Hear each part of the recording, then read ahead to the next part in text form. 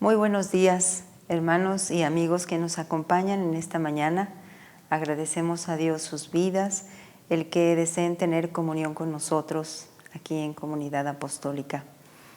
Pues dispongamos nuestro corazón a alabar y bendecir a nuestro Señor, reconociendo todo lo que hemos recibido de Él. Y quiero ahora que dispongamos nuestro corazón a escuchar este preludio que es interpretado por nuestro hermano Samuel Gómez y es un adagio de Arcángelo Corelli en re menor. Escuchemos.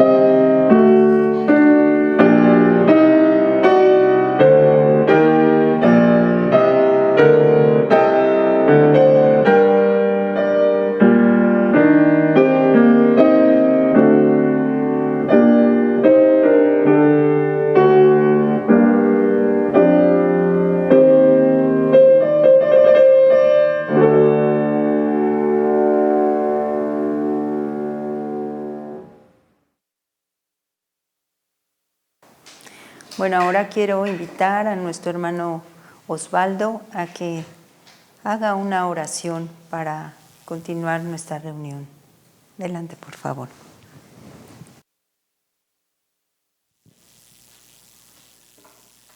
Hola, buenos días a todos. Buenos días a todos. Pues vamos a hacer una oración, por favor. Dios Padre, te doy gracias por darnos un nuevo día para poder aprender de ti. Gracias por todo el amor incondicional que nos das, a pesar de todas las fallas que cometemos. Te pido, por favor, nos des entendimiento de la palabra que vamos a escuchar y nos guíes hacia el buen camino hacia ti. Por favor, bendice a todos los que están acompañándonos y, por favor, guíanos hacia tu perfecta voluntad. Te lo pido en el nombre de Jesús. Amén. Y pues vamos a seguir con el culto. Hasta luego.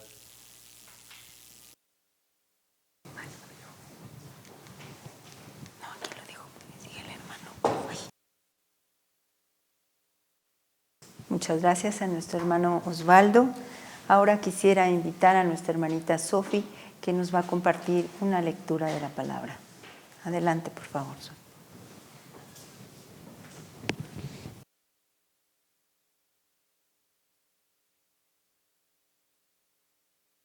Buenos días, hermanos. Hoy quisiera compartirles la lectura de un versículo que siempre me ayuda a mantenerme firme, sobre todo ante esta época tan llena de relativismo, y es Romanos 12:2, que dice: No imiten las conductas ni las costumbres de este mundo, más bien dejen que Dios los transforme en personas nuevas al cambiarles la manera de pensar. Entonces aprenderán a conocer la voluntad de Dios para ustedes, la cual es buena, agradable y perfecta. Dejemos que Dios nos siga transformando y moldeando, y pues siempre recordemos que nosotros no pertenecemos a este mundo, sino que recordemos entregarle todo lo que más nos cuesta a Dios. Dios los bendiga.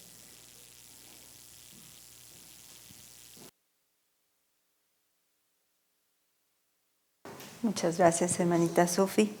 Bueno, pues ahora quisiera que pasáramos a la interpretación de un bello himno que tiene por título Veni Creator, en la interpretación de nuestro hermano Samuel. Y quisiera leerles una estrofa.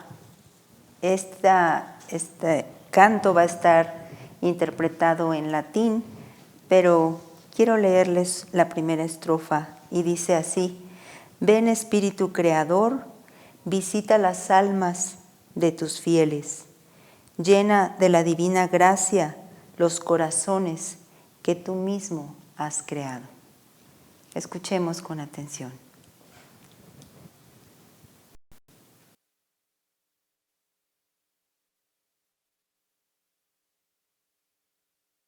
Veni Creator Spiritus, mantes tuorum visita, impla superna gratia, quae tu creasti pectora,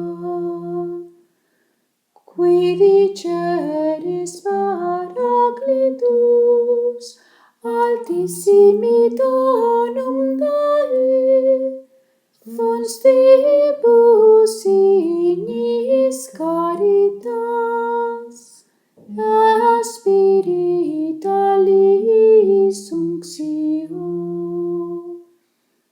Tu septiformis mulere, Titus pater et extere, Turite promissum Patris, sermone dignitans scutura.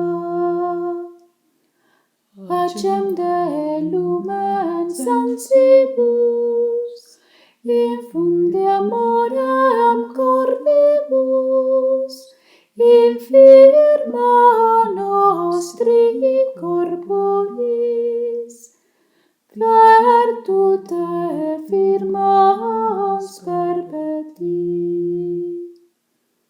Ostem repellas longius, pacem quedones protinus, doctores icte previu, vitemus omne noxium.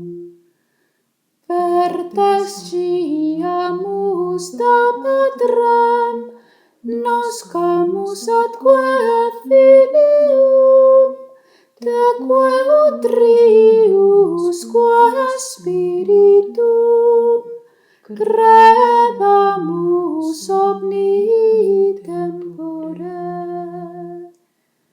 Deo Patris et Gloria, et Filio quia mortuis, surrexit ac Paraclito, in saeculorum saecula.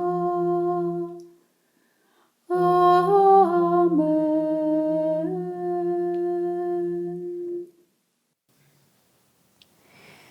Bueno, hemos escuchado en la interpretación, corrijo, de nuestra hermanita Sarita Gómez, Veni Creator.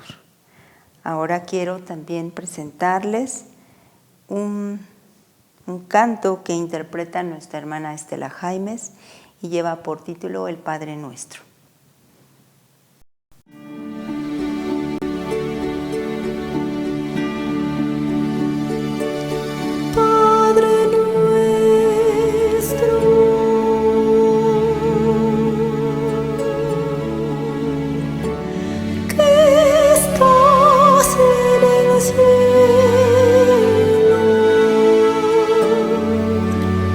Santificado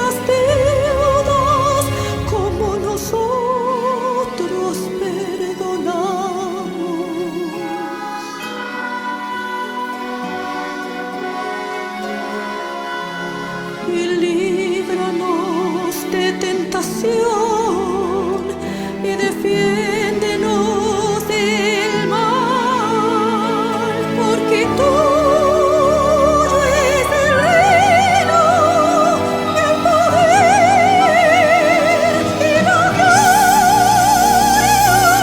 por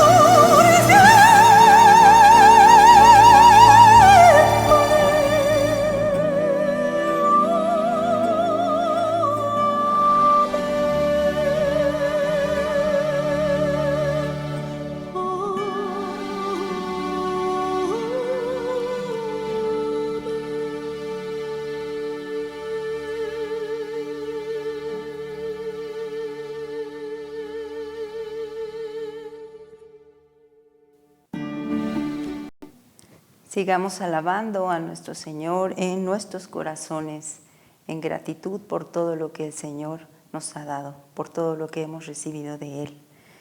Ahora quisiera presentarles este bello ejemplar que tenemos aquí. Es una recopilación de los salmos en este tiempo, que es el año 1798. Era difícil poder traducir las escrituras y pues se pudo recopilar esta paráfrasis de los salmos de David y cánticos sagrados. Dice que están interpretados en brevísima paráfrasis en sentido propio y literal. Están escritos en francés por el padre Lallement, traducido muchas veces al italiano y nuevamente al castellano. Esta es una tercera edición y pues les repito, es de 1798. Agradecemos al Señor por tener este bello ejemplar aquí en la biblioteca del Museo Maná. Bueno, pues ahora quisiera felicitar a los hermanos que cumplen años en este mes. En esta semana tengo a Axel Gómez, que cumple años el 19 precisamente, y nuestra hermanita Janet Méndez, también el 19, nuestra hermana Itzel Guadarrama, el 22, y el 28, nuestro hermanito Samuel Lara. Pues les mandamos una felicitación, un abrazo muy grande y quisiera leer brevemente algo para nuestros hermanos que se encuentra en Proverbios capítulo 3 y dice: Hijo mío, no te olvides de mi ley y tu corazón guarde mis mandamientos, porque largura de días y años de vida y paz te aumentarán. Nunca se aparten de ti la misericordia y la verdad. Átalas a tu cuello, escríbelas en la tabla de tu corazón, y hallarás gracia y buena opinión ante los ojos de Dios y de los hombres. Fíate de Jehová de todo tu corazón y no te apoyes en tu propia prudencia. Reconócelo en todos tus caminos y Él enderezará tus veredas. Amar y guardar las palabras del Señor y fiarse solo de Él. Reconocerlo en nuestro diario vivir. Eso nos dará paz y confianza de que Él nos va a guiar por sendas y caminos seguros. Depositemos nuestras vidas en Dios. Les mandamos un fuerte y fraternal abrazo a cada uno de ustedes, hermanos. Bueno, pues si alguien nos envía sus datos por el correo de Comunidad Apostólica y podemos tener su fecha de cumpleaños y añadirlo al directorio de comunidad. Entonces le animamos, si usted no nos ha enviado sus datos, a que lo haga. Y bueno, también bendecimos al Señor y agradecemos su fidelidad para dar a cada uno de los hermanos que han dispuesto a dar sus diezmos y sus ofrendas. Dice la palabra: de lo recibido de tu mano te damos.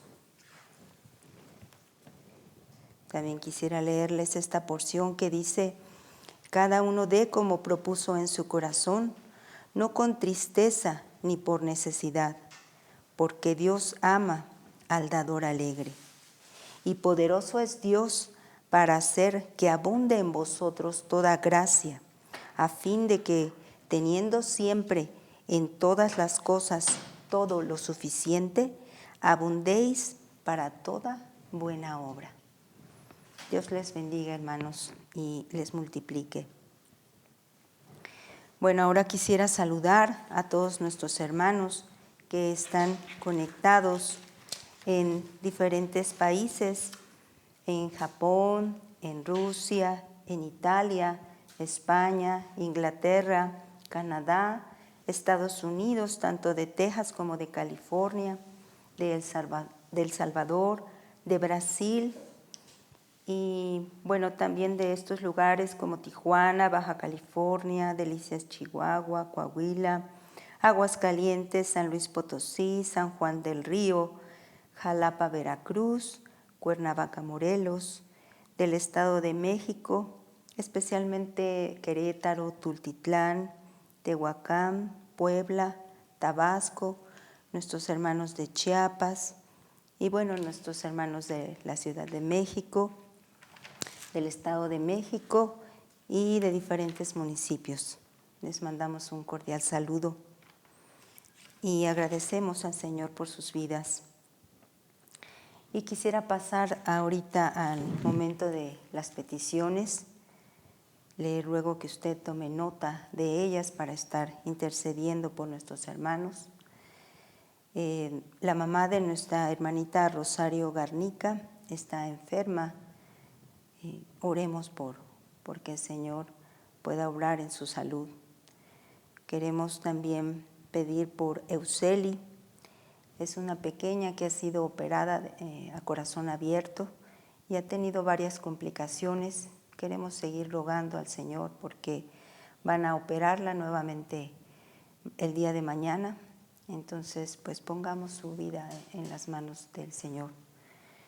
También oremos por la salud del sobrino de nuestra hermana Maru Ramírez, que se llama Samuel Ramírez, por su familia.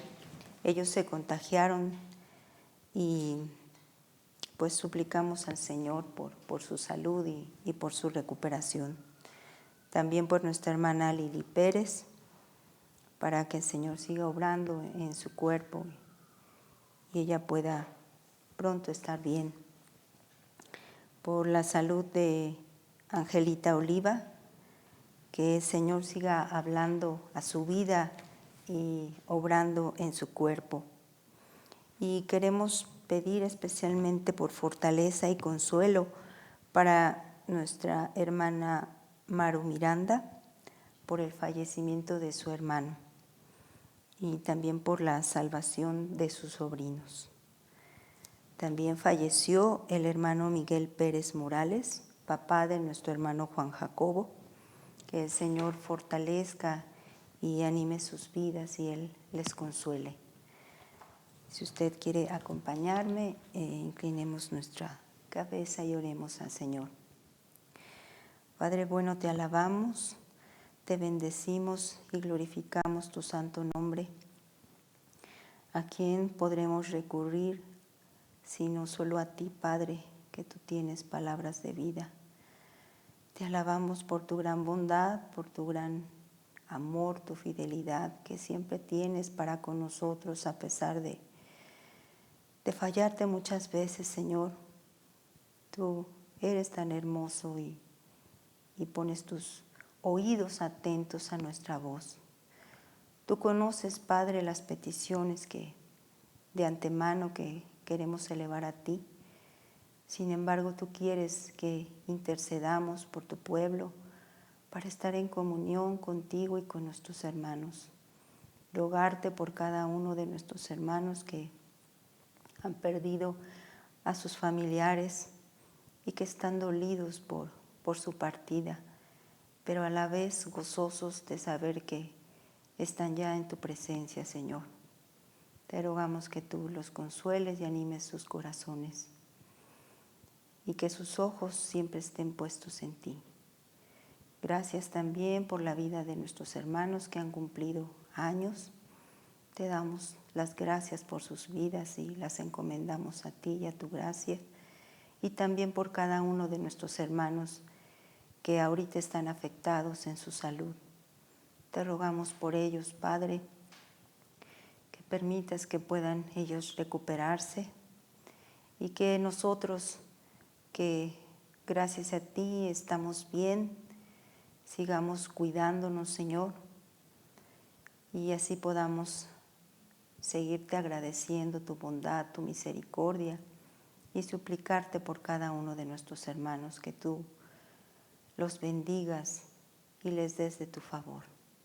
Gracias, Padre, en el nombre precioso de Jesús. Amén. Quiero recordarles de la lectura que estamos llevando de los profetas.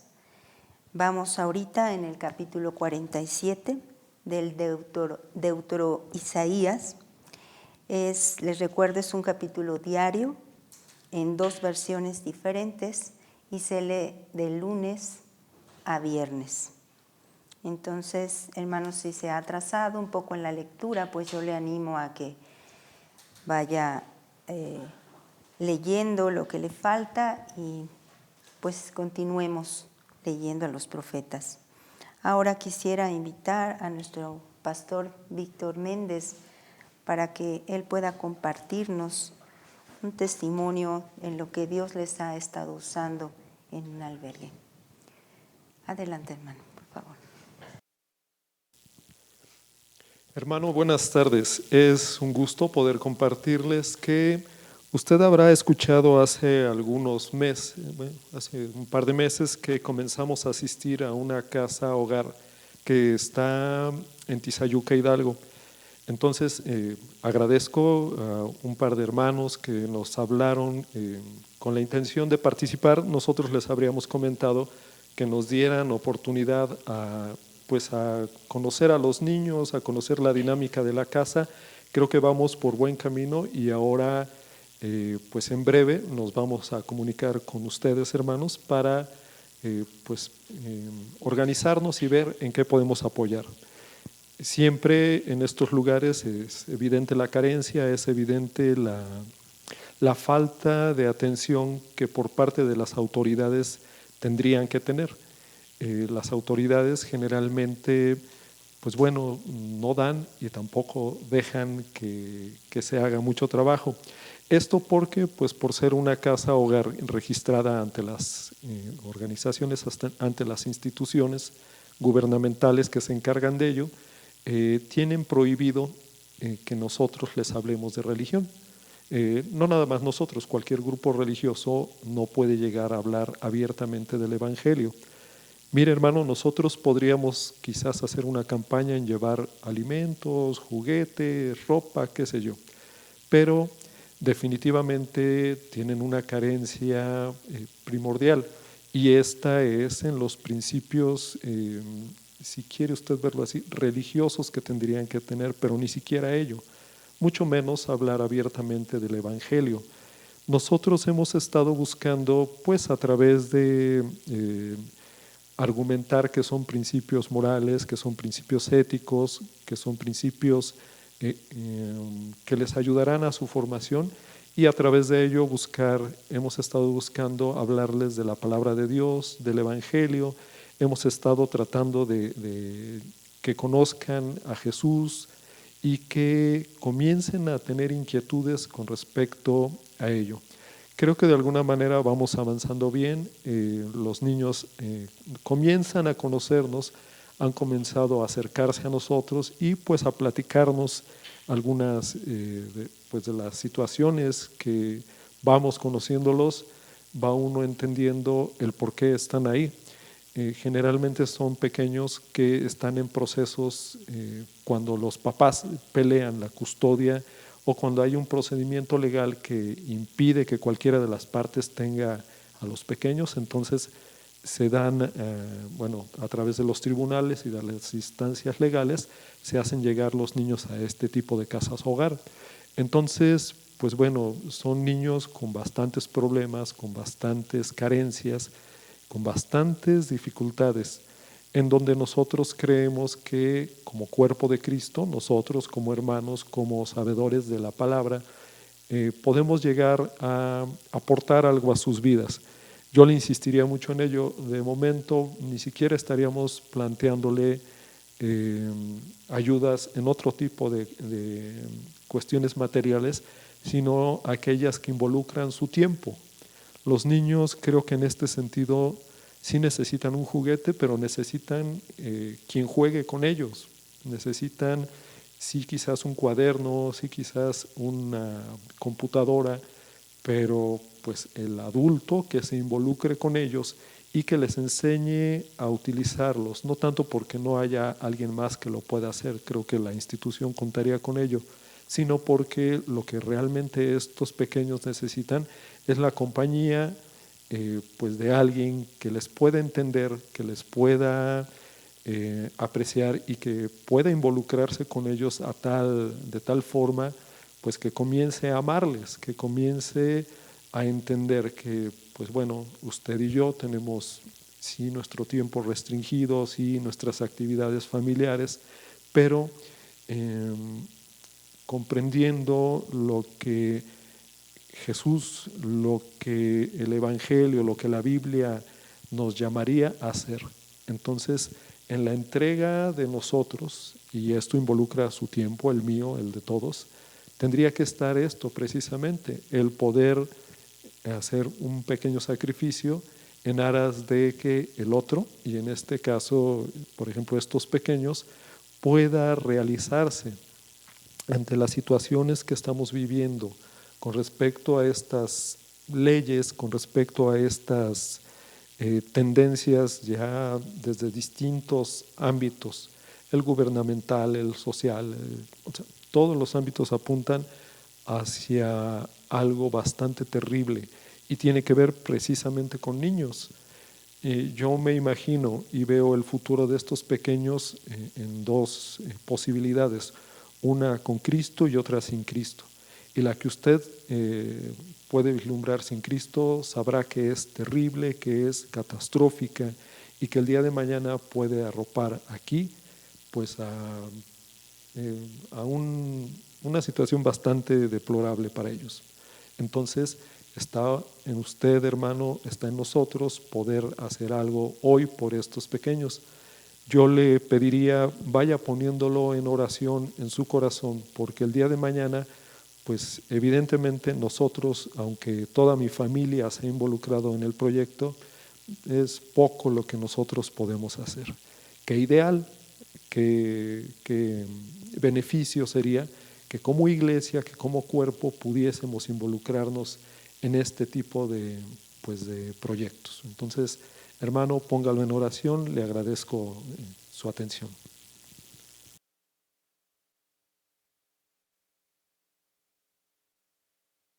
Pues gracias a Dios por la vida de nuestro hermano Víctor, de su esposa, y hermanos, pues no olvidemos esto que el hermano nos ha compartido, que el Señor disponga nuestros corazones a disponer también nuestro tiempo, si le es posible, pues podamos cargarnos con esta petición.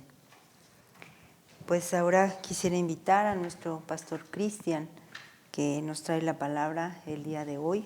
Estemos atentos, escuchando y dispongamos nuestro corazón. Gracias.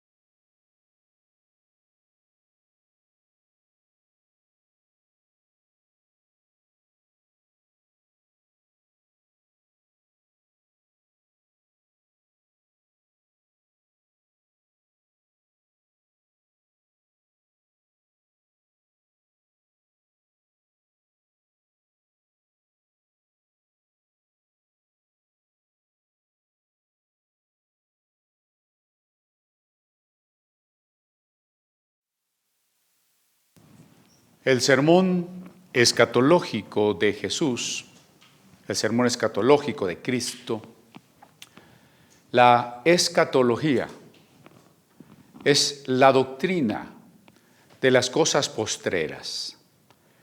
Es una palabra, un término teológico derivado del griego, de la raíz eschaton, que quiere decir lo postrero, lo último, y logos, por supuesto, razonamiento, discurso. Así la escatología es la rama de la teología que se preocupa, que se pregunta y reflexiona sobre las cosas postreras. Quiero que el día de hoy comencemos el análisis de un pasaje en el Evangelio de Lucas en el que Jesús nos da cuenta y razón de temas postreros. ¿Cómo es la óptica de Jesús? ¿Cuál es la advertencia y el mensaje de Jesús con respecto a las cosas postreras? Le ruego me acompañe a leer allí en el Evangelio de Lucas, en su capítulo 21. Vamos a leer solamente los versos 5 y 6. Y a unos que hablaban de que el templo estaba adornado de hermosas piedras y ofrendas votivas, dijo: en cuanto a estas cosas que veis, días vendrán en que no quedará piedra sobre piedra que no sea destruida. En cuanto a estas cosas que veis, dice el verso 6, días vendrán en que no quedará piedra sobre piedra que no sea destruida. Se juntan tres temas. El día de hoy la invitación es para que hagamos una especie de alto analizando nuestro Evangelio de Lucas, el que hemos estado teniendo como tema de reflexión ya por bastantes meses. Hagamos un alto para un breve repaso, sobre todo en función de tres temas que encontramos en los últimos versículos que hemos comentado.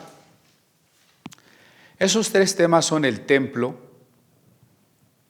la autoridad de Jesús y por ahora el final de los tiempos.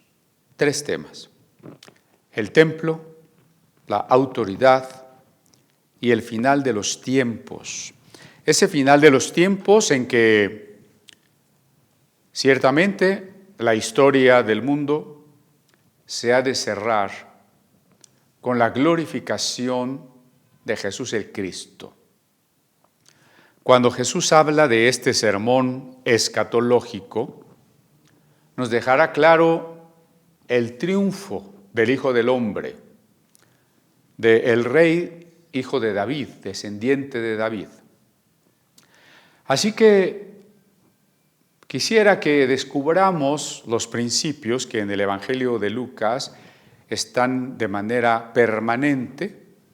Ya desde nuestra primera plática hablábamos de algunas claves para entender este Evangelio, como la perfecta humanidad de Jesús, su preocupación por los marginados, en todo sentido marginados. Y ahora también quiero que subrayemos una vez más esto: el templo, la autoridad y el final de los tiempos, que conjunta a su vez estos tres temas. ¿Qué tienen en común para estar relacionados el templo, la autoridad y el final de los tiempos? Porque cuando leemos un pasaje de la Biblia o algunos pasajes de la Biblia, hay que buscar esa unidad subyacente para poder deleitarnos mejor con el mensaje que Dios ha querido darnos. Porque hemos visto a Jesús limpiar el templo y enseñar en el templo. Y hemos insistido ya por varios domingos en el tema de la autoridad cómo Jesús manifiesta su autoridad, cómo le preguntan quién tiene la autoridad para cobrar los impuestos, el César o el judaísmo como religión. Y ahora, no es la primera vez que el Evangelio nos presenta palabras de Jesús referentes a los tiempos finales. Repito la pregunta, ¿qué conjunta el tema del templo, el de la autoridad y el de los tiempos finales? Pues otro tema que los abarca y los une es el tema del reino de Dios. El reino de Dios. Así que el evangelista Lucas, al hablarnos de los pobres y los despreciados, al hablarnos de la perfecta humanidad de Jesús y de su pobreza, al hablarnos del amor de Dios por los gentiles y por la oveja perdida, y de tantos temas maravillosos que hemos contemplado, tiene en vistas el reino de Dios. Así que, además, estos tres temas que han sido ya de los últimos capítulos, ¿no? El templo, la autoridad y los tiempos finales, constituyen a su vez un preludio de la humillación y muerte de Cristo. Porque una vez que terminemos este relato o este sermón de Jesús con respecto al fin, ya entraremos directamente a los pasajes donde Jesús celebra la Pascua y los pasajes que se llaman de la pasión, desde la traición de Judas y la descripción de la cruz y la sepultura. Entonces también vale la pena preguntarse por qué temas como este tema escatológico, el tema de la autoridad, el tema del templo, por qué están inmediatamente antes de los relatos de la muerte de Cristo. Por eso estoy diciendo que es un preludio para hablarnos de la humillación y la muerte de Cristo en su naturaleza humana.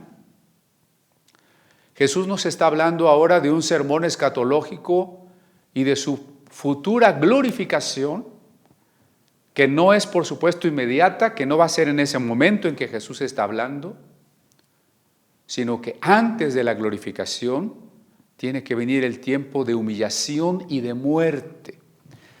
Y decía yo entonces que demos un rapidísimo repaso. Primer tema, el templo. ¿Qué nos ha dicho Lucas acerca del templo?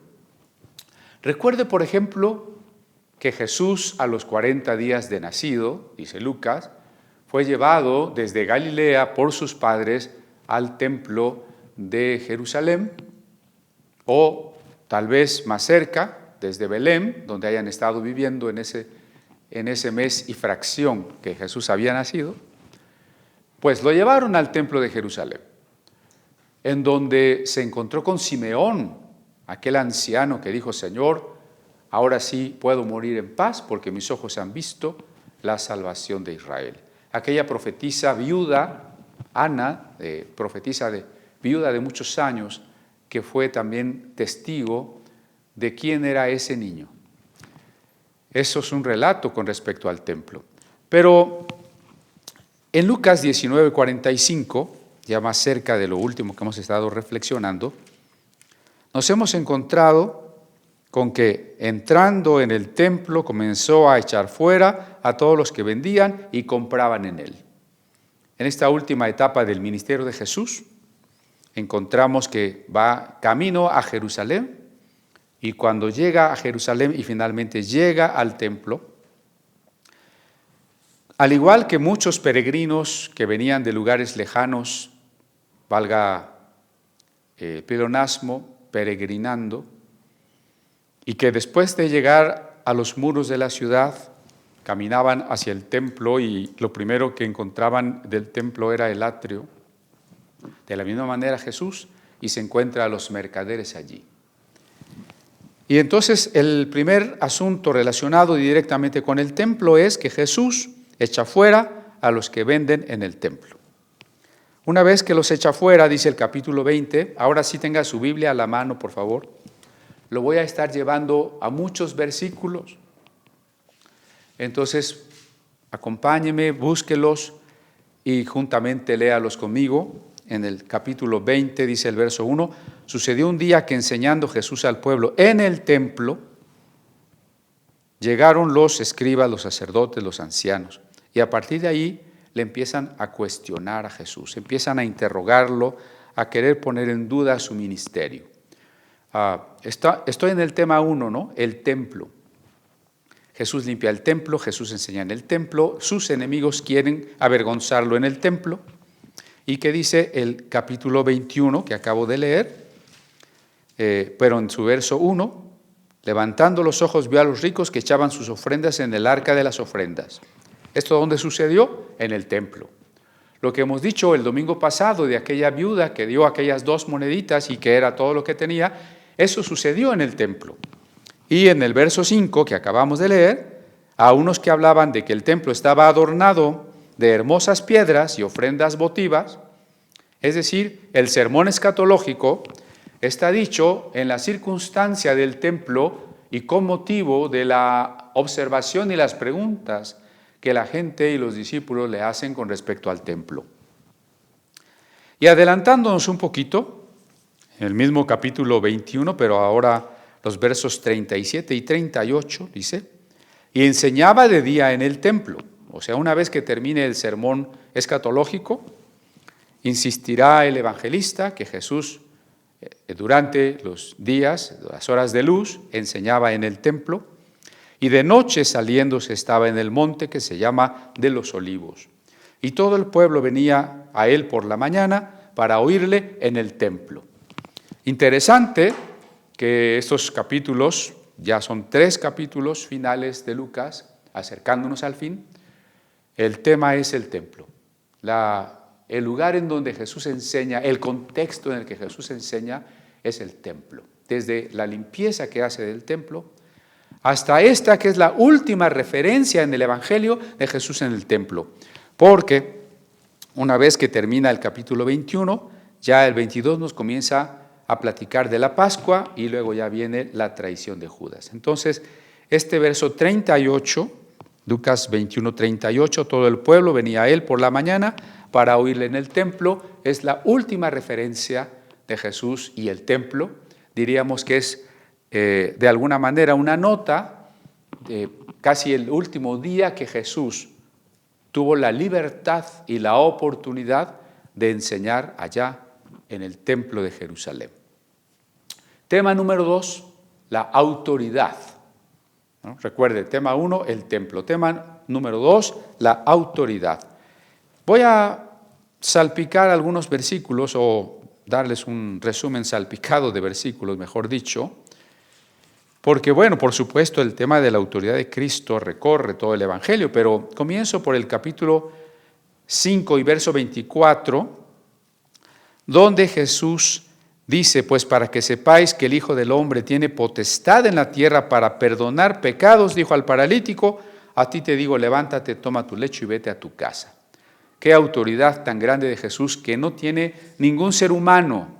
No tengo yo, ningún ministro, ningún sacerdote tiene esta autoridad. Solo Cristo tiene esta autoridad, perdonar pecados.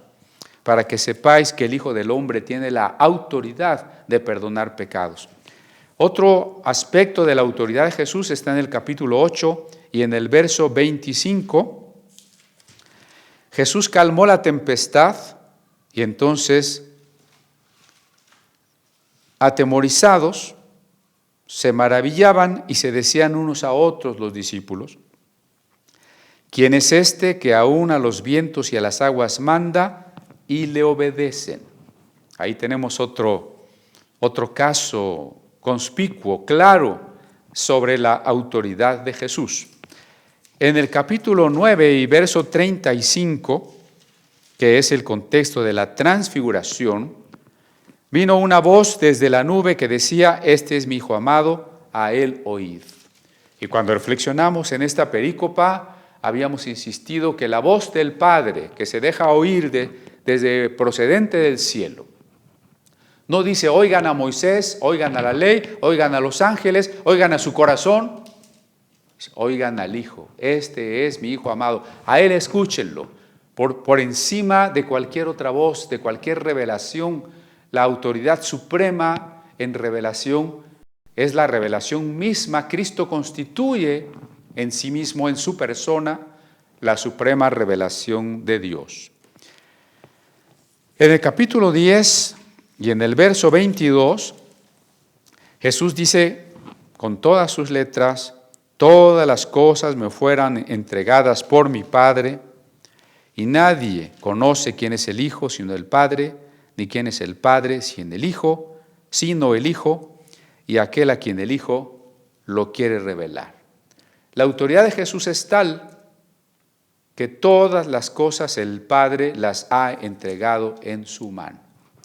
Cuando una persona con bienes, autoridad, responsabilidad, ha entregado todo en las manos de otra persona, le ha delegado entonces el poder y la autoridad. Me voy a brincar hasta el capítulo 18, y en el verso 38, aquel ciego, que según Mateo se llamaba Bartimeo, dice: entonces dio voces diciendo: Jesús, Hijo de David, ten misericordia de mí. Revelarnos que este Jesús, carpintero de Nazaret, que camina por las calles de Jericó como cualquier peregrino rumbo a Jerusalén, recibe el título de Hijo de David, significa en cuanto a autoridad que Él es el legítimo descendiente del rey David, en quien se cumple la promesa de Dios de que un descendiente del linaje davídico, un descendiente real, recibiría de Dios un trono eterno. Eso es autoridad, ser el rey. ¿Y qué tipo de autoridad? Si la promesa divina es un trono eterno para que rija a las naciones con vara de hierro. Y en el capítulo 19, en el verso 17, en relación con una parábola que se refiere a Jesús y a los siervos que servimos a Jesús, dice: Él dijo: está bien, buen siervo, por cuanto en lo poco has sido fiel, tendrás autoridad sobre 10 ciudades. Aquí se refleja la autoridad de Jesús en la medida en que Él delega su autoridad a sus siervos. Un buen sirviente a quien se le entregaron 5 minas, ha producido otras 5 minas, y entonces el Señor le dice: ahora no te voy a entregar solamente las 5 o las 10 minas con las 5 que tú ganaste, ahora te voy a dar algo más grande y más importante, te voy a dar autoridad sobre 10 ciudades. Pero ¿quién puede conceder autoridad? Sino solo aquel que tiene la autoridad. Y en el capítulo 19 también tenemos 2 versículos en donde la autoridad de Jesús se manifiesta por el juicio también a aquel que no ha sido un buen sirviente. Dice el verso 38, no, perdón, es ya la entrada triunfal. En la entrada triunfal, el verso 38, bendito el Rey que viene en el nombre del Señor, paz en el cielo y gloria en las alturas. Es decir, si Jesús es el Rey que se esperaba, que llega en el nombre de Jehová, el que viene en el nombre del Señor, de Adonai, aquí es el equivalente de Jehová, entonces tiene la autoridad del Rey que Dios ha establecido. Y como Rey, y también en una función sacerdotal y profética, el verso 45 es, que ya leímos, Jesús entra en el templo y echa fuera a los que venden y compran en él. Por supuesto, ya habíamos dicho, la pregunta de los líderes religiosos, porque le dicen con qué autoridad haces estas cosas, implica con qué autoridad expulsaste a los mercaderes, con qué autoridad enseñas en el templo, ¿Con qué autoridad permitiste que tus discípulos y los jóvenes te aclamen como el rey mesiánico, como el rey escatológico? ¿Y qué responde Jesús otra vez en relación con su autoridad? En el capítulo 20, versículo 8, Jesús les dijo: yo tampoco os diré con qué autoridad hago estas cosas. Porque le están preguntando a Jesús quién le ha dado esa autoridad, quién le avala, quién le respalda. Pero la pregunta que estos hombres hacen no nace de la sinceridad de su corazón. Su pregunta nace de un deseo de encontrar una razón o un pretexto para impedir que Jesús siga predicando. Y estos hombres lo hacen por celo, por envidia. Y como no se atreven a reconocer que la autoridad, a reconocer públicamente que la autoridad que tenía Juan el Bautista venía de Dios, y no se atrevían a reconocer que los milagros y la palabra viva y profunda que Jesús compartía venía de Dios, no se atreven a reconocerlo y mucho menos a confesarlo públicamente, entonces Jesús tampoco les va a dar una respuesta clara.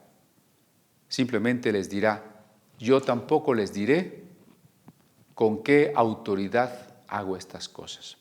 Sin embargo, en esa aparente negativa, es claro, por la comparación con Juan el Bautista, que hay un tipo de autoridad que no proviene de las instituciones humanas, una autoridad que no viene de las leyes y reglamentos de las sociedades, una autoridad que no proviene de las acreditaciones y los documentos académicos de instituciones científicas o educativas, o teológicas o religiosas de cualquier índole. Hay una autoridad que no es formal porque no es parte de una jerarquía establecida socialmente. Hay una autoridad espiritual, es una autoridad que proviene de Dios. Y ciertamente si Jesús no tenía el aval de personas o instituciones humanas, entre ellas las religiosas, sí tenía el respaldo de Dios, estaba lleno del Espíritu Santo. Esa es la autoridad que por sobre todas las cosas nosotros hemos de reconocer, primeramente en la Biblia, que ha sido inspirada por el Espíritu Santo, la autoridad de aquellos que viven y hablan la palabra de Dios y que hablen por el Espíritu Santo. Y es la autoridad que deseamos para nuestras vidas. Cada uno de nosotros tendría que desear esa autoridad, la que no se impone, la que no se otorga por alguien más, aquella autoridad que Dios delega a aquellos que le reconocen. En el verso 42 de este capítulo 20, Jesús cita un salmo, el Salmo 110, pues el mismo David dice en el libro de los Salmos, dijo el Señor a mi Señor, siéntate a mi diestra. La autoridad de Jesús que acabamos de ver en relación con la resurrección es porque Jesús, cuando sea glorificado, se sentará a la diestra de su Padre, el Padre que ha entregado todas las cosas en su mano, pero ahora no solo de promesa y de derecho, sino ahora de hecho. Jesús estará a la diestra de su Padre y llegará el día en que su autoridad será la autoridad para resucitar a los muertos y juzgarlos. A los muertos creyentes para resucitarlos para la vida eterna. Y a los muertos que rechazaron el regalo del amor y del perdón divino, los resucitará para condenación y confusión perpetua. Esa es la autoridad del Hijo de Dios. Y otra vez en el 21, pero me adelanto a un verso que no hemos leído, del 21, el 27. Entonces verán al Hijo del Hombre que vendrá en una nube con poder y gran gloria.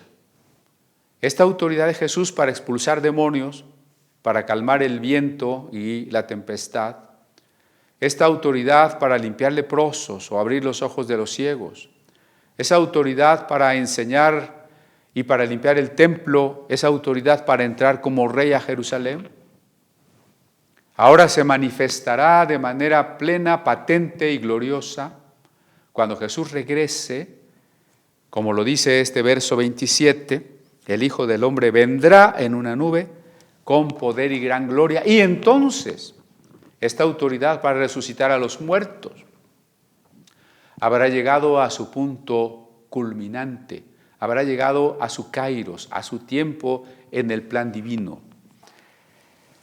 Entonces, primer tema, el templo; segundo tema, la autoridad. En este último verso que dije de la autoridad del Jesús que viene como Rey glorioso, tal es su autoridad que viene como Rey glorioso, conectamos inmediatamente con el tema número 3, la escatología, es decir, la doctrina de las últimas cosas. Con ello, acompáñenme por favor al capítulo 11 de Lucas. No es muy homilético llevar a los oyentes de versículo en versículo. No, eso no es lo que acostumbramos y tampoco es alguna regla del arte de predicar que se llama la homilética. A veces prefiero que se pueda estructurar un sermón a partir de solo un versículo, pero en este caso les comentaba que mi objeto es a la vez un repaso y a la vez el intento de que podamos hilar los temas que recorren el Evangelio de Lucas y que no solo podamos mirar esos diferentes temas, sino entender su unidad, para que antes de que avancemos a la última sección del capítulo del libro de Lucas, nosotros podamos hacer este repaso, tener un panorama más claro, esencial. Por supuesto, ahí están los videos para que usted pueda ver, si quiere, desde la primera plática que dimos de Lucas y luego así versículo por versículo.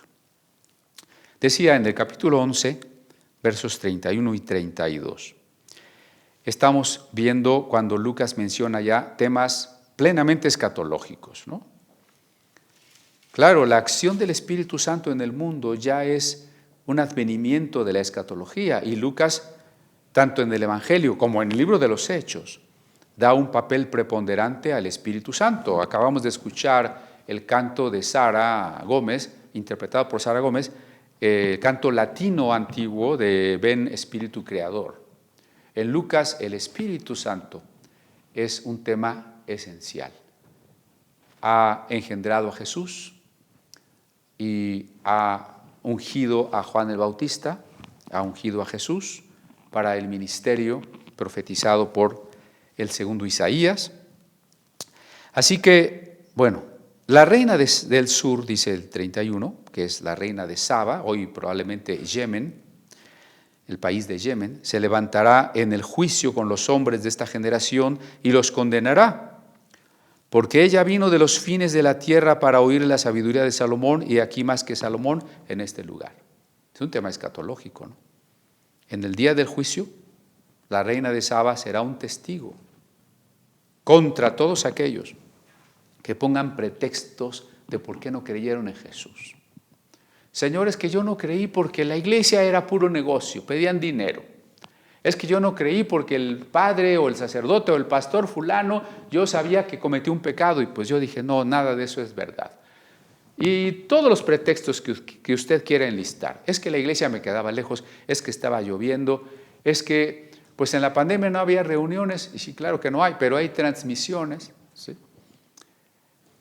Para todos los que ponen pretextos en el día del juicio, una mujer gentil que se esforzó en viajar desde un lugar lejano solo para conocer a un rey humano, será testigo contra aquellos que no quisieron hacer el mínimo esfuerzo por conocer a un rey divino.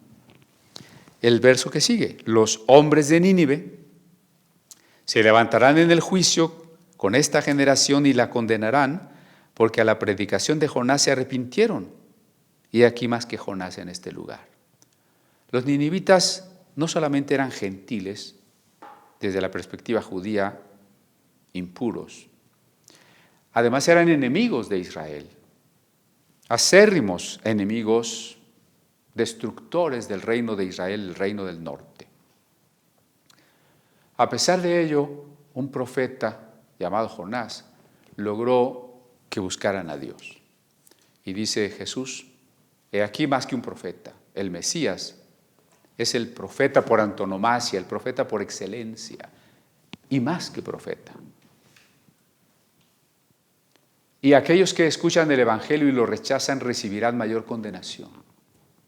Sí, serán condenados muchos que no tuvieron oportunidad de oír el Evangelio, aunque no todos, ya ese es otro tema. Serán doblemente condenados aquellos que sí oyeron el Evangelio y lo rechazaron.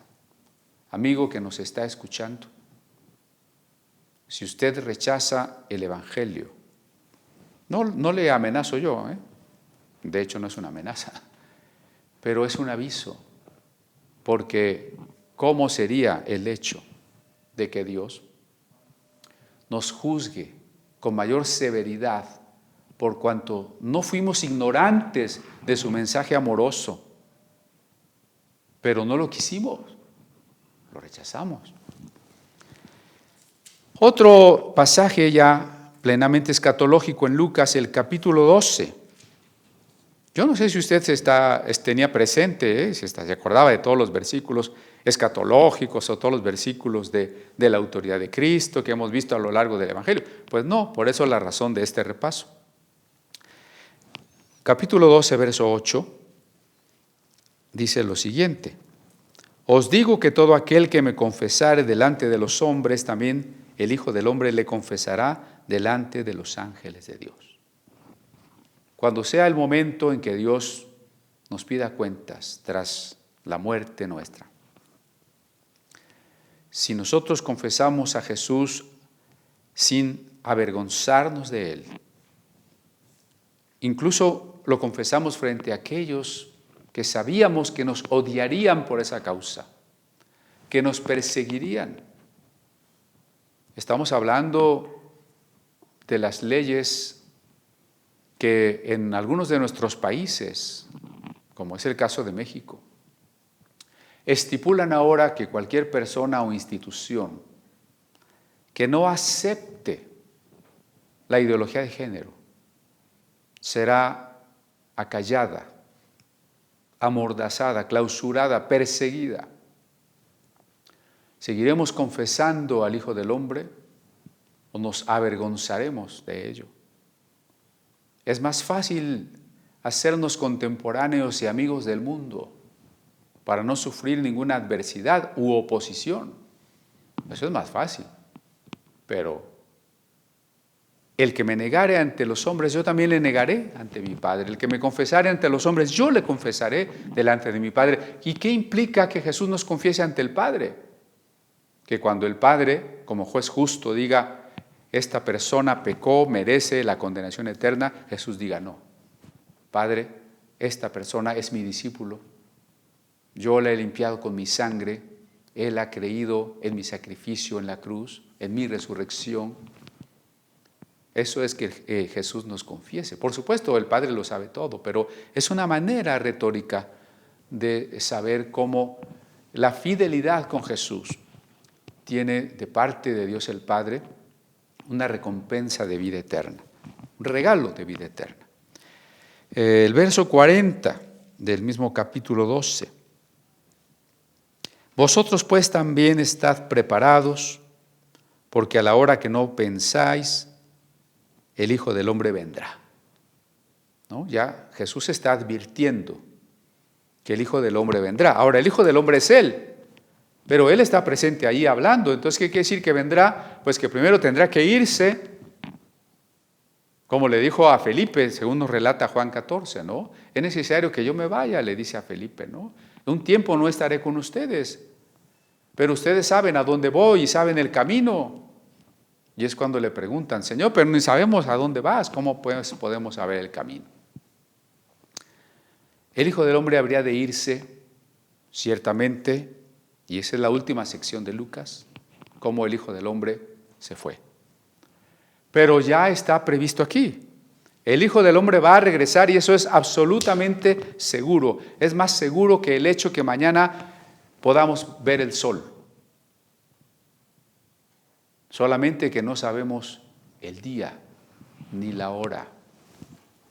Y dice el verso 46, vendrá el Señor de aquel siervo, cualquiera de nosotros es el siervo, ¿no? En día y hora que éste no espera, y a la hora que no sabe, y le castigará duramente y le pondrá con los infieles. Estos son dos parábolas que ya estudiamos, la del siervo vigilante y la del siervo infiel. Ambas son escatológicas en la medida en que la manera responsable o irresponsable en que hayamos servido a Dios tiene un momento en que hemos de rendir cuentas, cuando el Hijo del Hombre venga. Pero en ambos casos, en ambas parábolas, se insiste en que no podemos saber cuál será el tiempo, el día, la hora, el mes, ni el año, ni el año en que el Hijo del Hombre haya de venir. En el capítulo 13, versículos 25, verso 25, allí me voy a permitir hacer una lectura un poquitito más larga, son 6 versículos, porque ya es una especie también de sermón escatológico, ¿no? Dice el 25, después que el padre de familia se haya levantado y cerrado la puerta, y estando fuera empecéis a llamar a la puerta diciendo, Señor, Señor, ábrenos, él respondiendo os dirá, no sé de dónde sois. El padre de familia representa aquí al Señor de la casa, en este caso a Jesús y su autoridad. Cuando el padre de familia haya cerrado la puerta, eso quiere decir cuando el tiempo ya se terminó, que puede ser la hora de nuestra muerte o el final de la historia de la humanidad, que es su regreso, entonces ya no habrá más oportunidad de salvarse. El que no quiso creer ahora no puede creer después de la muerte y no se puede salvar. El que no quiere creer ahora, y si mañana hay una catástrofe, una serie de cataclismos en el que el Señor esté regresando a la tierra, no habrá lugar ya al arrepentimiento, no hay oportunidad ya de salvarse. Eso quiere decir que cuando el Padre cierre la puerta, ya no hay manera. Entonces comenzaréis a decir, delante de ti hemos comido y bebido y en nuestras plazas enseñaste. La gente dirá, Señor, pero si yo creí en ti, yo tenía mi crucifijo arriba de mi cama, yo iba a la iglesia fulana de tal, o yo hasta fui pastor, o yo fui sacerdote, obispo. Y entonces os dirá, os digo que no sé de dónde sois. Apartaos de mí todos vosotros, hacedores de maldad. Allí será el llanto y el crujir de dientes, cuando veáis a Abraham, a Isaac y Jacob y a todos los profetas en el reino de Dios, y vosotros estéis excluidos. Se refiere en primer término a los judíos, a los líderes judíos, que teniendo la invitación de primera mano para el reino de Dios, que es el tema, no quieren. Que teniendo la oportunidad de conocer al Mesías, aún físicamente, mirarlo, ver sus milagros, oír su voz y entender su mensaje, no quieren. Ellos serán juzgados. Desconocidos por Dios, Dios es omnisciente, por supuesto, pero desconocido por Dios quiere decir que el Señor no le reconoce como suyo. El Señor no le reconoce como alguien que le pertenece. Claro, el Señor sabe quién es y conoce sus pecados, ¿sí? pero no lo mira como suyo. Eso quiere decir, no los conozco. Y parte de este rechinar de dientes, que es una metáfora para ilustrar el sufrimiento de la eterna separación, porque el infierno, no se lo imagine abajo del piso, no se lo imagine como un lugar de fuego físico donde están los diablitos. El infierno es algo más profundo, pero también más terrible. Es la separación con respecto de Dios, la imposibilidad de percibir su presencia y su amor. La profesora Marisela hacía una pregunta muy interesante. Si el infierno es ausencia de Dios, ¿cómo podríamos explicar al mismo tiempo que el infierno tenga diferentes niveles de sufrimiento? Creo que las dos cosas son ciertas. Ahora voy a tratar de explicar por qué. Primero, que en el infierno hay diferentes niveles de sufrimiento, porque Jesús lo acaba de decir, que será más tolerable el juicio a Sodoma y Gomorra que a los que, oyendo el mensaje, no lo aceptaron. Está en este mismo Evangelio de Lucas. Y que, por supuesto, la maldad de algunos hombres es peor, es más amplia, más numerosos sus pecados y más terribles que los de otros hombres. Dios, como juez justo, castigará a cada uno sufrirá las consecuencias de su mal en la medida de su mal. Así como en la vida eterna, en la vida de resurrección, hay diferentes posiciones, galardones, también en la condenación habrá diferentes niveles de dolor, de castigo. Pero ¿cómo explicar eso si para todos lo que es común es la ausencia o la imposibilidad de percibir el amor de Dios, la luz de Dios, la vida de Dios, nada de Dios? Bueno, porque no, al mismo tiempo que es una imposibilidad de percibir el amor de Dios, es también una especie de castigo de la conciencia y de la memoria de aquello que hicimos mal, de aquello que no quisimos hacer bien y sobre todo de aquel rechazo que a veces más deliberado o consciente pudieron haber hecho con respecto al don de Dios. Cristo es el don de Dios. Y aquí está un ejemplo. El llanto y el crujir de dientes cuando vean a Abraham, a Isaac y a Jacob. O sea, ese contraste, como el rico en la historia de el rico y Lázaro, ¿no? Ver a aquellos que están allí disfrutando y nosotros que pudimos, o quien, aquí no debo decir nosotros, ¿verdad? Aquellos que pudieron y cometieron el craso y grave error de decir no a la gracia de Dios. Cuando ustedes vean que ustedes están excluidos, verso 29, porque vendrán del oriente y del occidente, del norte y del sur, o sea, los gentiles de la diáspora, judíos de la diáspora y gentiles de todo el mundo vendrán, de los 4 puntos cardinales, y se sentarán a la mesa en el reino de Dios. Ahí está otra vez el tema, el reino de Dios. Y he aquí, hay postreros que serán primeros y primeros que serán postreros. Ahí está el asunto de los niveles, ¿no?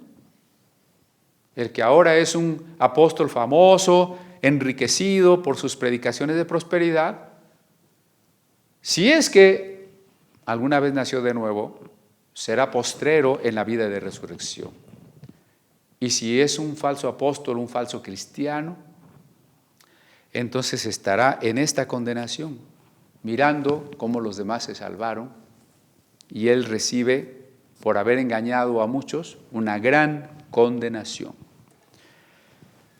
Bueno, eso es todo una serie de versículos sobre tema escatológico. El capítulo 16 de Lucas es lo que acabo de mencionar del rico y Lázaro, una historia común incluso a alguna literatura egipcia sobre el contraste entre la muerte de un pobre y de un rico, pero ahora con una enseñanza más profunda, ahora con la inspiración del Espíritu Santo, por supuesto, para ser plasmada en lo que hoy llamamos la Biblia. Entonces allí se nos cuenta que cuando Lázaro murió fue llevado por los ángeles al seno de Abraham, y cuando aquel rico murió estaba en el infierno sufriendo tormentos, y parte de su tormento era mirar a Lázaro en la bienaventuranza, el contraste. Y se habla entonces de una inversión de posiciones, ¿no? El rico, importante y viviendo en deleites, ahora muerto, está en la soledad absoluta y sufriendo. El pobre, que vivía en la soledad y en el sufrimiento, ahora está acompañado de Abraham y los redimidos y gozando como bienaventurado. La inversión. Claro, cualquier tema que se refiera a qué pasa con nosotros cuando morimos, qué hay después de la muerte, es un tema escatológico. Así que la historia del rico y Lázaro, aunque tiene también la función que hemos visto a lo largo del Evangelio de Lucas, de que tengamos amor por los pobres, por los rechazados, por los necesitados, es también un tema plenamente escatológico, porque trata con el asunto de qué sucede después de la muerte. Y claro, esta historia del rico y Lázaro lo hemos tocado en dos momentos, en el 2019 con la muerte de algunos de nuestros hermanos y más recientemente cuando nos tocó ya analizar el capítulo 16. Y con esta pandemia en la que muchos de los seres amados cercanos han muerto, creo que vale la pena estar regresando a ese pasaje para entender qué pasa con nosotros después de la muerte. Pero solo insisto en una cosa, el rico fue condenado y Lázaro fue salvado. Esta idea de los dos destinos inamovibles, que ya no se pueden cambiar, está presente en los varios pasajes escatológicos que he citado. Por eso insisto, usted tiene que decidir ahora sí que decide por Dios o no decide por Dios, por aceptar el regalo de Dios o no. En el capítulo 17 tenemos un sermón escatológico también de Jesús que ya estudiamos. Solo me voy a dar la libertad de leérselos despacio a manera de repaso. Lucas 17, del 20 al 37. Dice así: preguntado por los fariseos cuándo había de venir el reino de Dios, respondió y dijo: el reino de Dios no vendrá con advertencia. Otra vez la idea de no se puede saber la fecha. Por favor, hermano, no se deje engañar. Todavía nos falta el sermón escatológico del capítulo 21. Este es un tema que yo no sé cuántos domingos nos va a llevar, pero insisto, la importancia de este repaso. Ni dirán, helo aquí o helo allí, porque aquí el reino de Dios está entre vosotros. El reino de Dios no va a ser una institución humana para que digamos, está en tal organización o en tal lugar. El reino de Dios está en nosotros y entre nosotros, pero es el reino del Espíritu. Y dijo a sus discípulos, verso 22 de Lucas 17, tiempo vendrá cuando desearéis ver uno de los días del Hijo del Hombre y no lo veréis. Y os dirán, helo aquí o helo allí, no vayáis ni los sigáis. Esto habría que ampliarlo, hermanos, porque me da mucha tristeza que algunos de nuestros hermanos que se reunían con nosotros, que gracias a Dios son contados, pero los hay.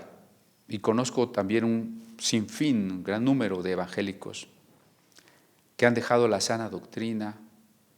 Y no me refiero a que todas las doctrinas de una persona estén perfectas, sino a lo esencial. Cuando digo la sana doctrina me refiero a los fundamentos de la fe, de la divinidad de Cristo, de la salvación por gracia, de la suprema autoridad de la Biblia, de la esperanza cierta del regreso y la resurrección. No vayáis, no lo sigáis, no se deje arrastrar por cualquier doctrina. Porque como el relámpago que al fulgurar resplandece desde un extremo del cielo hasta el otro, así también será el Hijo del Hombre en su día. Recuerde que hemos insistido en que la doctrina más difundida es el dispensacionalismo. La doctrina de un rapto secreto, una tribulación de 7 años, y hemos tratado de explicar por qué esto no es así. Por eso es que quisiera que vuelva a interesarse y a repasar estos capítulos. Por lo pronto, el regreso de Jesús va a ser tan evidente como el relámpago que llena todo el cielo. Pero primero es necesario, verso 25, que padezca mucho y sea desechado por esta generación. ¿Se acuerdan que estos temas son preludio a la pasión de Cristo? Aquí lo advierte él. Primero es necesario que padezca mucho. Y luego un tema muy pertinente para la época en que nuestros pequeñitos y nuestros jóvenes están siendo pervertidos por la sociedad, por las autoridades, por las leyes, por las universidades, por las escuelas. No hay institución, antes eran buenas las instituciones en la medida en que representaban valores, pero ahora las instituciones religiosas, seminarios, iglesias, cuerpos legislativos y judiciales, administración pública, instancias educativas, medios de comunicación están pervirtiendo a nuestros niños y a nuestros jóvenes. Por eso advertíamos lo que Jesús nos predijo aquí, verso 26 del capítulo 17. Como fue en los días de Noé, así también será en los días del Hijo del Hombre. Comían, bebían, se casaban, se daban en casamiento hasta el día en que entró Noé en el arca y vino el diluvio y los llevó a todos. La maldad y la violencia eran tan normales para ellos como estar solo enfrascados en comprar, vender, comer, beber. 28. Asimismo, como sucedió en los días de Lot, comían, bebían, compraban, vendían, plantaban, edificaban. Mas el día en que Lot salió de Sodoma, llovió del cielo fuego y azufre y los destruyó a todos. Lot vivía en medio de Sodoma y Gomorra. Usted y yo vivimos en medio de Sodoma y Gomorra. A veces en la noche tengo que pasar caminando por la zona rosa de la Ciudad de México. Hermanos, creo que Sodoma se va a quedar chiquito. Esto es peor. El Hijo del Hombre va a venir. No sabemos a qué hora. Pero así como llovió fuego del cielo sobre Sodoma, llegará el día del juicio y la condenación eterna para todos aquellos que no se quieran arrepentir, todos aquellos que no quieran rendirle su vida al amor de Dios. Dios no está amenazándonos, rechazándonos, odiándonos, enojado con nosotros, con el deseo de destruirnos. Dios está amándonos, pero no quieren el amor de Dios.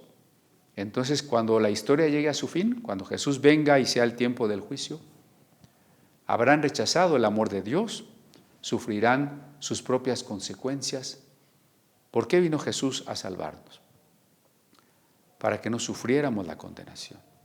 Entonces, quien rechaza eso, está aceptando, el que rechaza el amor de Dios, a su vez está aceptando la condenación. Le está diciendo no al amor de Dios, le está diciendo sí a su propia condenación, a la que él se ha ganado.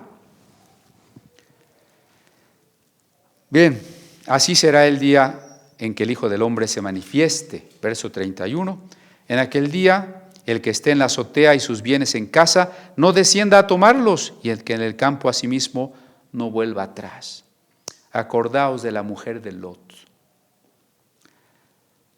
Es decir, el que se vuelve atrás, el que se regresa a la comodidad, a la aceptación social, se convierte en estatua de sal. Todo el que procure salvar su vida la perderá. Todo el que la pierda la salvará. Muy de la mano con el que me confesare delante de los hombres, ¿no? Yo le confieso delante de los hombres aunque pierda la vida. Entonces me salvaré. Pero yo quiero ganar mi vida, hacerla como yo quiero y cómodamente, entonces la pierdo. 34. Os digo que en aquella noche estarán dos en una cama. El uno será tomado y el otro será dejado. 2 mujeres estarán moliendo juntas, la una será tomada y la otra dejada. 2 estarán en el campo, el uno será tomado y el otro dejado. Es decir, el momento en que Jesús separe el trigo de la cizaña. Uno es tomado, almacenado en la era, la bodega del trigo de Dios, otro lanzado al fuego donde se quema la paja. Y respondiendo le dijeron, ¿dónde, Señor? Y él les dijo, donde estuviera el cuerpo muerto, ahí se juntarán las águilas. Todo un sermón profético, ¿no? Bueno, y de ahí el Señor empieza a hablar de la persistencia en la oración frente a los días aciagos que estamos viviendo. Vamos ahora al capítulo 20,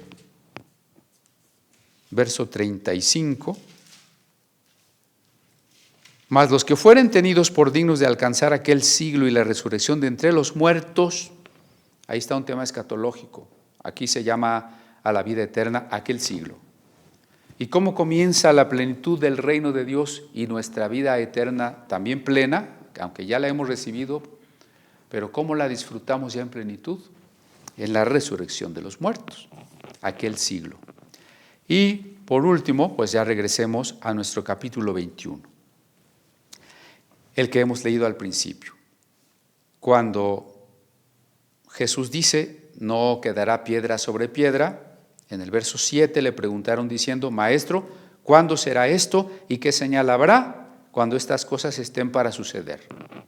Esa es la pregunta por la escatología, y a partir de esa pregunta, en el verso 8, Jesús comenzará una respuesta importantísima.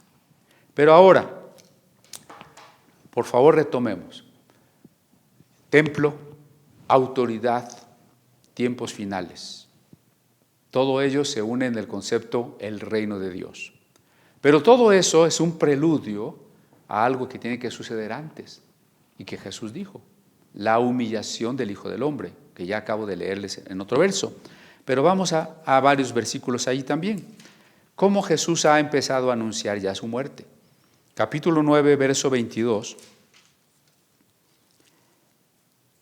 Es necesario que el Hijo del Hombre padezca muchas cosas y sea desechado por los ancianos, por los principales sacerdotes y por los escribas, y que sea muerto y que resucite al tercer día.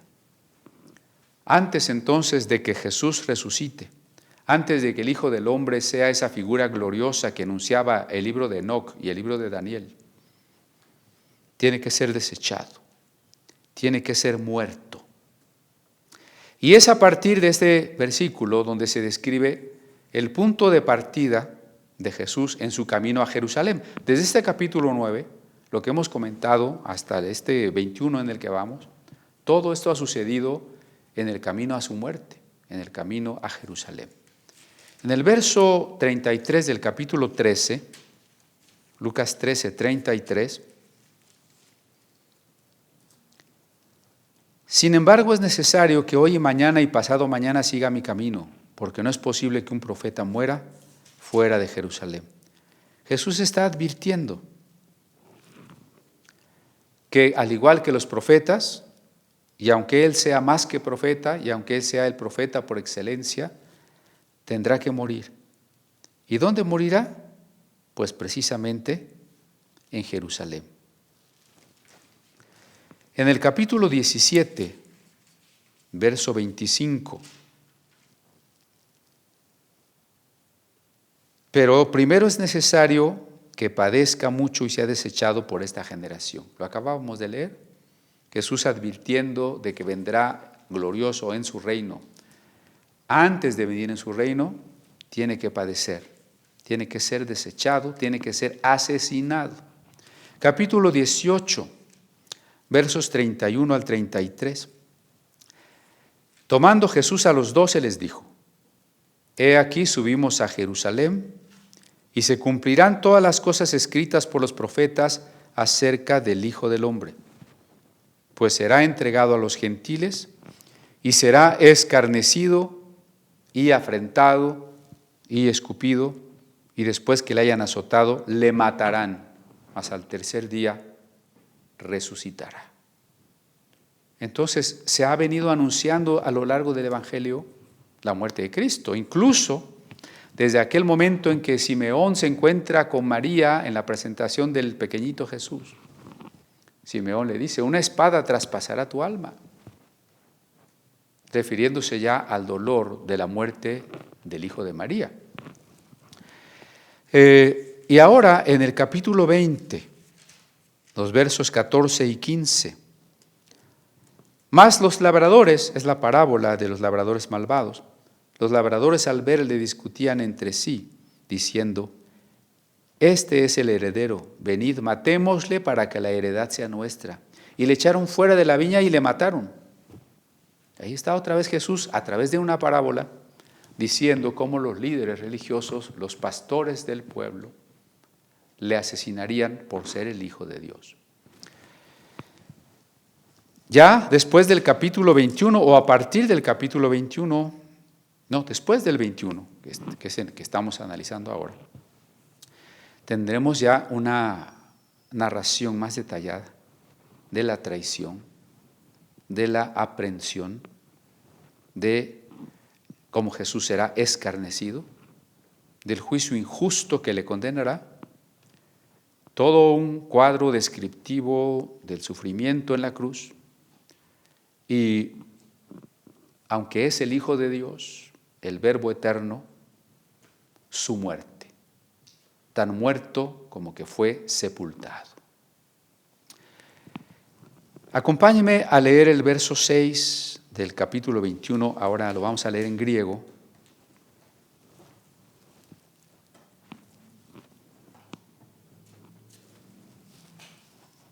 Porque es el capítulo, es la advertencia de Jesús, el anuncio de Jesús que abre este sermón escatológico. Dice el verso 6. Tafta atheorite, elefson te imera en isuk, afecísete lithos epilizo, os u catalicísete. ¿Qué quiere decir? Tafta atheorite, de estas cosas que contempláis, elefson te, vendrán, imere, días, en isasuk, afecísete, en que no quede, lithos epilizó, piedra sobre piedra, os u catalícete, que no sea destruida. De estas cosas que contempláis vendrán días en que no quede piedra sobre piedra, que no será destruida. Entre paréntesis, el emperador Adriano, alrededor del año 110, que terminó la destrucción de Jerusalén y que prohibió a los judíos que ya no entraran nunca a Jerusalén, o más bien ordenó que nunca entraran a Jerusalén, les prohibió la entrada, y cambió el nombre a la ciudad, ya no se iba a llamar Jerusalén, sino Aelia Capitolina, ordenó que se pasasen arados sobre las piedras de los cimientos de las casas para que nadie pudiera reconstruir esas casas. Así que la profecía de Jesús se cumplió textualmente. Vamos cerrando, pero le ruego mucho su atención. Este verso 6, al decirnos, frente a la admiración que la gente sentía por el templo, y es que sí, el templo reconstruido por Herodes, ese templo de Jerusalén, era un edificio monumental. Si no el más bello del mundo, sí se contaba entre los más bellos del mundo. Construido por grandes bloques de piedra tallada, que conforme a las instrucciones que Dios había dado a Salomón, no debía oírse ruido de martillo y de cincel en el templo. Las piedras tenían que venir pulidas, listas solo para ser ensambladas. Y eran tan grandes esas piedras que provocaban la admiración. Era tan suntuoso e imponente el templo que provocaba esta sensación que se busca en las construcciones religiosas, de apuntar hacia el cielo y de comunicar una sensación sublime. Sin embargo, Jesús dice que no quedará piedra sobre piedra. ¿Y esto qué significa? Que llega el trastocamiento y la inversión del intento del orden humano.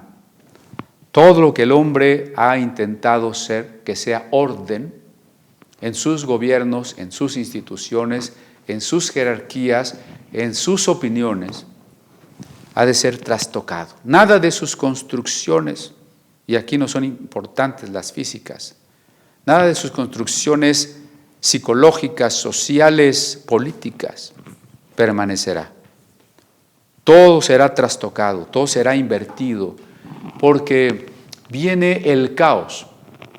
Así como en los mitos babilónicos mesopotámicos, los dioses habían extraído el orden de un caos primigenio, la apocalíptica, la escatología, también es, de alguna manera, la perspectiva de cómo este caos que amenaza siempre al orden ha de desatarse nuevamente, ilustrado por catástrofes de tipo físico.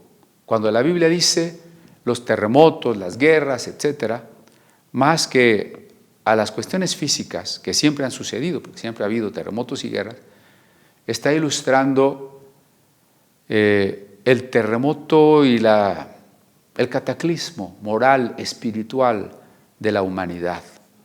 Cuando Jesús venga y no quede nada de piedra sobre piedra, será este caos previo al establecimiento del reino. Y así nuestros tres temas, ¿no? El templo, la autoridad, los tiempos finales. ¿Qué conjunta todo esto? El reino de Dios, ¿no? Estoy cerrando y le pido que me siga en cuanto a cómo se manifiesta el concepto del reino en estos tres temas. Si el templo físico que Jesús acababa de limpiar, ese templo apóstata que avaló y mató a Cristo, ese templo del que no quedará piedra sobre piedra, como templo físico ha perdido toda importancia, porque ahora el templo auténtico somos los creyentes, el templo es la iglesia de Dios, cada uno de nosotros somos piedras vivas, se convierte en el templo escatológico de la Nueva Jerusalén como el conjunto de los resucitados. Me voy a permitir ir a una cita más en Apocalipsis 21. Apocalipsis 21, 22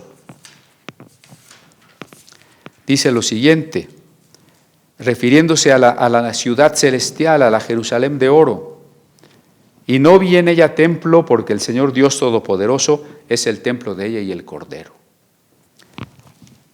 El templo, que era ese edificio o ese lugar en donde Dios vivía o se manifestaba, ha cambiado de dimensión tremendamente.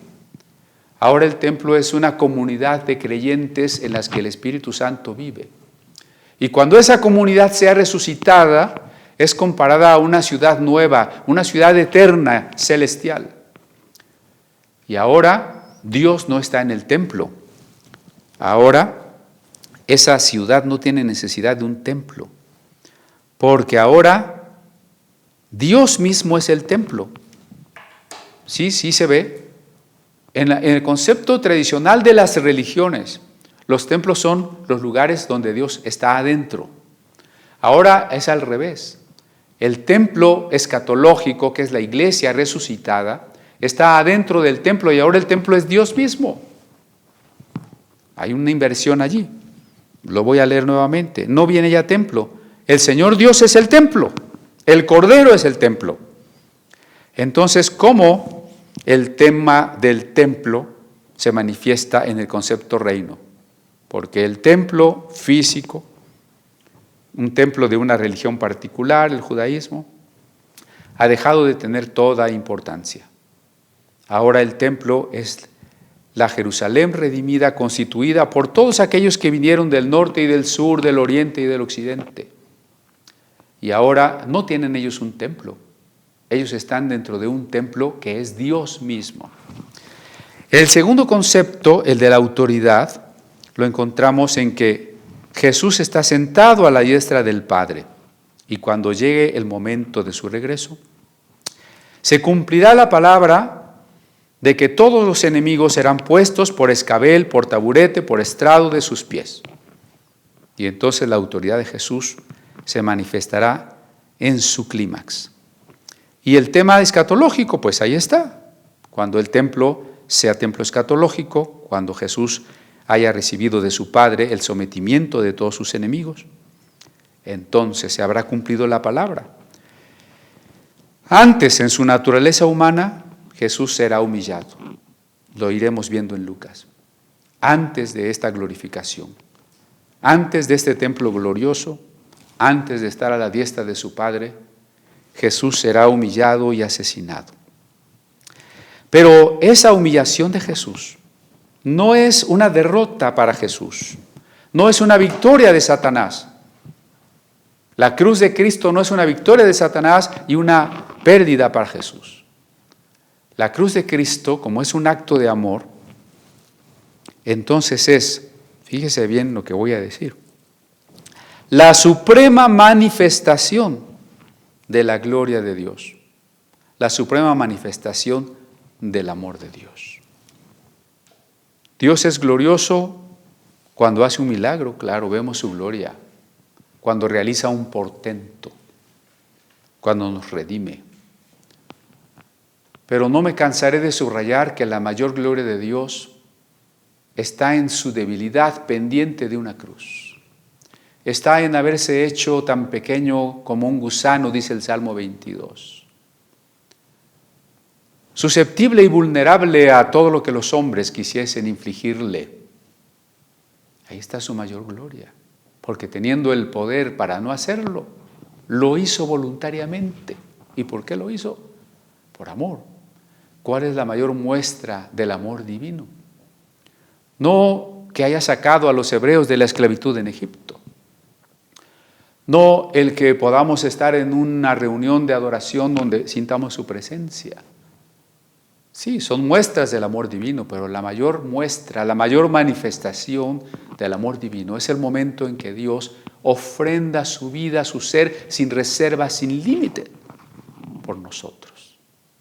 Es tal su amor, es tal su sufrimiento por los amados que somos nosotros, que arriesga su esencia misma, su existencia, frente al pecado, frente a la nada, frente al no ser. Lo arriesga. Por supuesto salió triunfante, pero lo importante es que se arriesgó, es que se dio sin límite. Por eso la cruz es la suprema manifestación de su gloria y de su amor. ¿Y cómo entender? Ahora sí, último texto, Filipenses 2. ¿Cómo entender? ¿Cómo resumir que Jesús en su naturaleza humana será glorificado, pero antes en su naturaleza humana será humillado? Sí, Jesús es Hijo de Dios, eso lo dejamos claramente asentado. Pero al ser también perfecto hombre, hombre completo y verdadero, quiero decir que en su naturaleza humana va a ser glorificado, sentado a la diestra de su Padre. Pero antes en su naturaleza humana sufrió y murió. Es lo que Lucas está por relatarnos. ¿Cómo lo resume San Pablo esto? Maestro de Lucas, Pablo fue maestro de Lucas. Filipenses 2, cierro leyendo ya, versos 6 al 11. El cual, siendo en forma de Dios, no estimó el ser igual a Dios como cosa que aferrarse, sino que se despojó. Ahí empieza, ¿no?, la humillación en su naturaleza humana. Se despojó a sí mismo, tomando forma de siervo, hecho semejante a los hombres. Y estando en la condición de hombre, subrayo, se humilló a sí mismo, la humillación, haciéndose obediente hasta la muerte, muerte de cruz, muerte auténtica, sepultura real. Por lo cual, ahora viene la glorificación, por lo cual Dios también le exaltó hasta lo sumo y le dio un nombre que es sobre todo nombre. Ahí está el concepto reino, plenitud del reino de Dios. ¿Cuándo? Cuando el templo, cuando la autoridad de Jesús, cuando la historia del mundo llegue a su fin, que es la escatología. Entonces, verso 10, para que en el nombre de Jesús se doble toda rodilla de los que están en los cielos y en la tierra y debajo de la tierra. No habrá criatura, no habrá dimensión donde Jesús no ejerza su autoridad. No habrá dimensión que no cumpla su función y su final escatológico. Y entonces toda lengua confesará, quiera o no quiera, que Jesucristo es el Señor, para gloria de Dios Padre.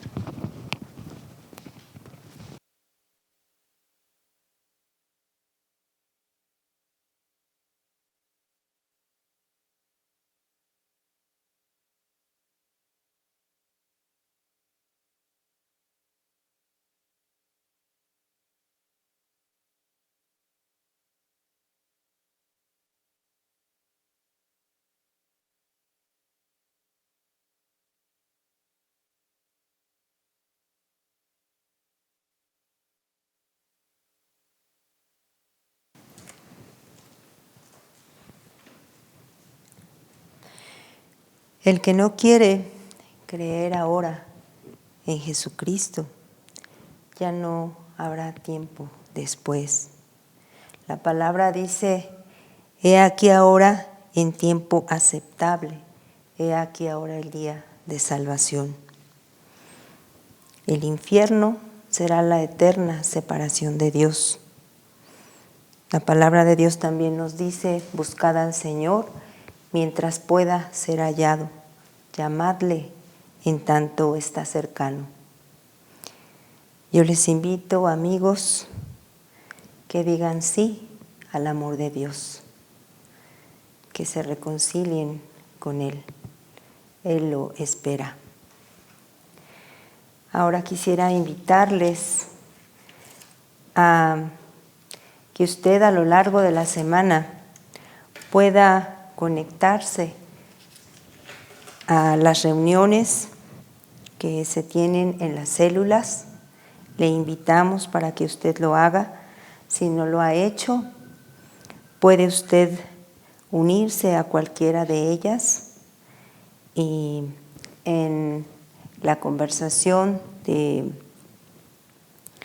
tenemos en el chat, en el correo electrónico, puede usted buscar, hay diferentes días de la semana en las que usted puede reunirse a una célula. Le invitamos a que lo haga.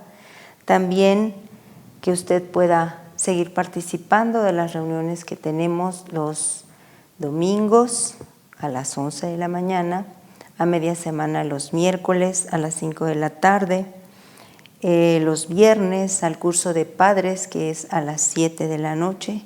Le invitamos cordialmente a que usted lo haga. Estamos viendo temas muy interesantes que nos conciernen a todos. También las reuniones de jóvenes son los lunes a las 8 de la noche. Les invitamos a todos los jóvenes a que participen de ello. Y las reuniones de mujeres cada 15 días a las 9:30 de la mañana. Les esperamos a todas hermanas. Y bueno, ahora quiero hacer una oración para terminar, no sin antes seguirle invitando a considerar la palabra que hemos escuchado hoy. Puede usted, como nos decía el pastor, volverla a escuchar y también estar al pendiente de los estudios que mandamos en las conversaciones que tenemos en los grupos. Estemos escudriñando la palabra y acompáñeme a orar, por favor. Gracias te damos, Padre bendito, por el privilegio de poder tener tu preciosa palabra en nuestras manos todavía. Te ruego que cada día valoremos ese hecho, que sigamos escudriñándola, que sigamos leyendo tu palabra, amándola y amándote a ti cada vez más, Señor. Gracias por tu Espíritu Santo que nos ha de seguir revelando esa preciosa palabra. Te ruego que cada día entreguemos nuestro ser a ti y que los que aún no lo han hecho les des esa oportunidad, que ahora es el tiempo aceptable, ahora el día de salvación. Gracias, Señor, por la misericordia que tienes para con tus hijos y también para todo aquel que quiera acercarse a ti. Te damos las gracias, Señor, por esta oportunidad que nos das de reunirnos y nos ponemos en tus manos, rogándote que tú sigas obrando en nuestra vida y cumpliendo tu voluntad perfecta en cada uno de nosotros. Gracias, Señor, en el nombre precioso de Jesús. Amén. Pues estamos despedidos. El Señor les bendiga, hermanos.